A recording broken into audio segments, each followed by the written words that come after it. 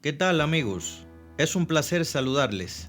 En esta oportunidad les traigo un interesante tema relacionado con los peces fúndulos. En 1973, un par de peces fúndulos, Fundulus heteroclitus, fueron pasajeros del Skylab 3, la primera estación espacial estadounidense en la órbita terrestre. Fue parte de un experimento sobre el equilibrio y la orientación con gravedad cero. El objetivo era evaluar los efectos de la reducción de la gravedad en el sistema vestibular de los peces. Los peces tardaron un tiempo en volver a aprender a nadar en gravedad cero, pero por lo demás se adaptaron con entusiasmo a su nuevo hogar fuera de este mundo. Este pez, conocido también en idioma inglés como mummy chop, es el pez más famoso del que probablemente nunca hayas oído hablar. Estos pequeños peces viven a lo largo de la costa este de América del Norte en algunas de las vías fluviales más contaminadas de la Tierra. Son pequeños peces eurialinos capaces de vivir en aguas que tienen un amplio rango de concentración de sal, típicos de Norteamérica. No solamente que algunos de estos peces estuvieron en el espacio, sino que además resisten ambientes acuáticos altamente contaminados, así tal cual como si fueran de otro planeta. En cuanto a su biología, es una especie gregaria y suele formar densos cardúmenes. Su alimentación es fundamentalmente a base de animales y en parte herbívora.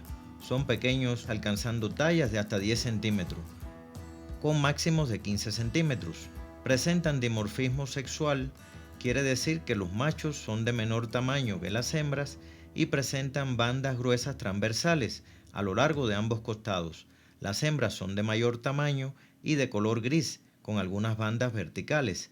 En la década de 1970, la Asociación Nacional del Espacio y la Aeronáutica NASA se preguntó cómo afectaría la gravedad cero a los peces, animales que se movían en 3 dimensiones en la Tierra. Un pez se enferma en el espacio. Para esta importante misión acuática, la NASA necesitaba un pez que requiriera pocos cuidados, pero que pudiera soportar el estrés de un lanzamiento espacial y el tiempo en el espacio. La NASA primero consideró los peces dorados, pero no eran lo suficientemente resistentes.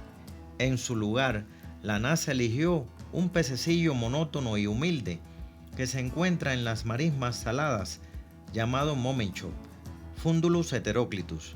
No es un pez apreciado como cebo o acuarios, por lo que no es muy conocido. Pero si alguna vez usted estuvo en la bahía de Fundy en Canadá, o la bahía de Chesapeake, o el Golfo de México en los Estados Unidos, y vio cardúmenes de pececillos corriendo entre sus piernas, entonces se encontró con el primer pez en el espacio. El 28 de julio de 1973, a las 7:11 de la mañana, los motores de los cohetes Saturno 1B se encendieron y el suelo de Cabo Cañaveral, Florida, tembló. Cuando el transbordador espacial se elevó, el impulso empujó a 3 astronautas estadounidenses, Alan Bean, Owen Garriott y Jack Lousma, hacia sus asientos. También presionó a los primeros acuanautas del mundo, 2 peces juveniles y 50 huevos de esta especie, contra las paredes de sus pequeños acuarios de plástico. Cuando los 2 peces juveniles llegaron a la órbita terrestre, nadaron en bucles alargados como si fueran las manecillas giratorias de un reloj creado por Salvador Dalí. Sin gravedad, el pez no sabía en qué dirección estaba arriba. Pero al cuarto día en el espacio, tanto los humanos como los peces se habían orientado. Los peces nadaban en sus pequeños acuarios de plástico en el espacio como si hubieran estado allí todo el tiempo. Para el mummy chop, el espacio es solo el siguiente paso lógico para un pez que ha intentado conquistar la Tierra. Si te ha gustado este relato, házmelo saber en los comentarios y cuéntame además si conocías a este extraordinario pez. Nos vemos en un próximo video.